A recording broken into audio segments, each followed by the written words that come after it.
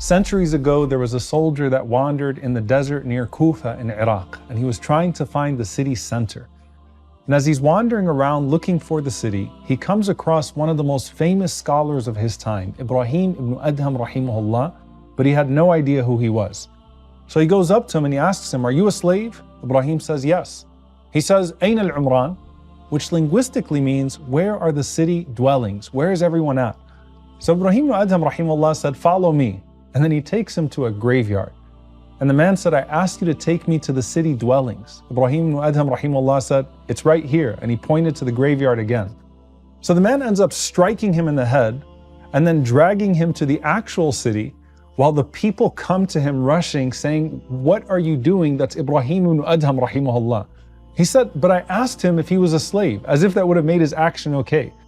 So they said to Ibrahim ibn Adham rahimahullah, "Oh, our teacher, why didn't you just tell him who you are?" He said, "Well, he asked me if I was a slave, but he didn't say to whom," meaning I'm a slave to Allah subhanahu wa ta'ala. They said, "Well, what did you say when he struck you?" He said, "I made dua for Allah to give him Jannah." They said, "Why would you do that?" He said, "Because I knew I would be rewarded because of him, and I didn't want him to be punished because of me." They said, "Okay, but why did you take him to the graveyard in the first place? He asked you for Al-Umran. He asked you where the city center was." And Ibrahim ibn Adham rahimahullah said, "I've noticed that when people move to their graves, they settle there. But no one ever comes back here from there." Meaning the graveyard is where the living actually are.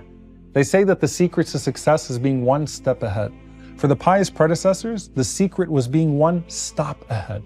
They were all ready for all spiritual, practical purposes, living in the next life.